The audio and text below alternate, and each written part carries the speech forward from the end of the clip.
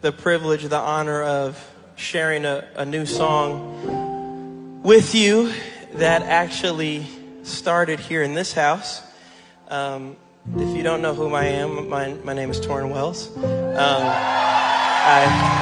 You need to know that for this to make sense.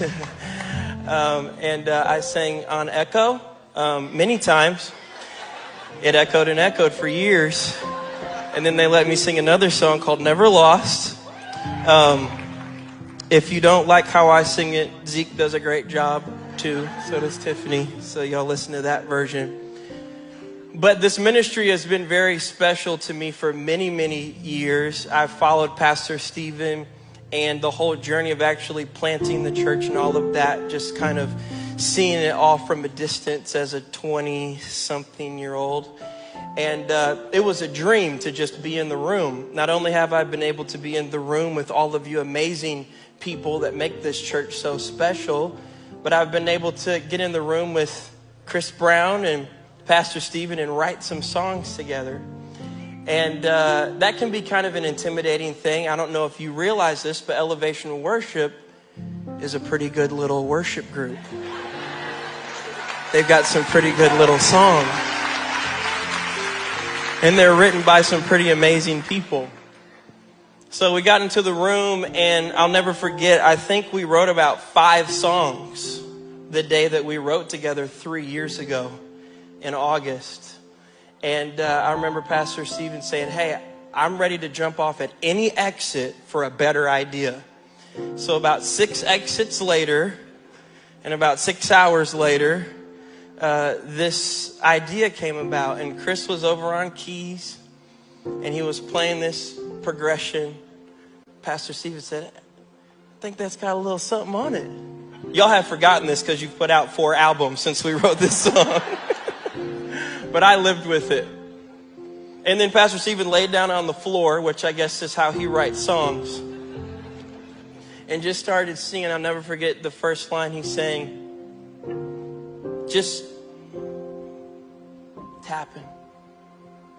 Everything happens for a reason, but you don't know what you don't know. I said, Pastor, I think there's something on that. Keep going. It was the easiest songwriting day of my career. They wrote the whole song. But what's so beautiful is that although that originated 3 years ago, there was no way to know that we would be in the cultural moment that we're in now. Collectively, individually, we've all been in this tension. And there's this tension between singing a song like Never Lost when you feel like your life's a losing streak.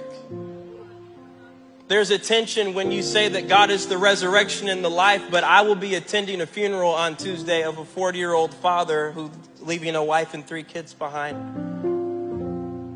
Been at too many caskets, too many graveyards, and yet we hear about this God who's able to call Lazarus out of the tomb. So I've wrestled with, how do you manage the tension when the reality that you're experiencing does not look like what God has promised? And it's a moment that I've had to lean into the character of God. Because like the coffee cup cliches don't work when you're actually walking through something difficult. When it gets heavy to lift your hands and you feel like the words can't come out of your mouth, what do you lean on?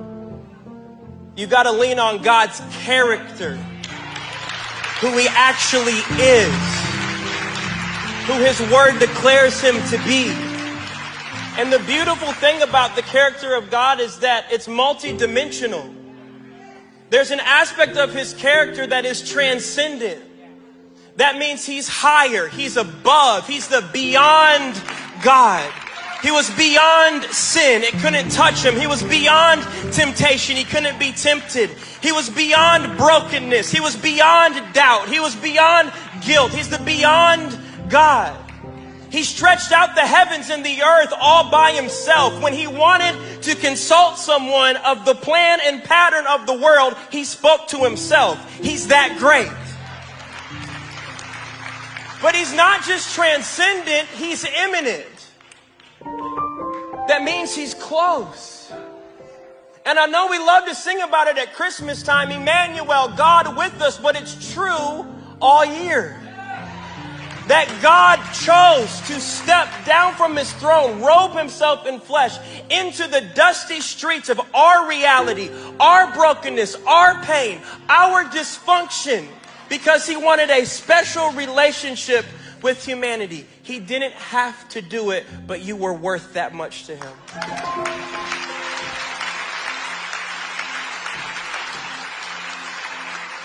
So the reality that God is beyond and here awakens this notion within my heart that there is a reality beyond here.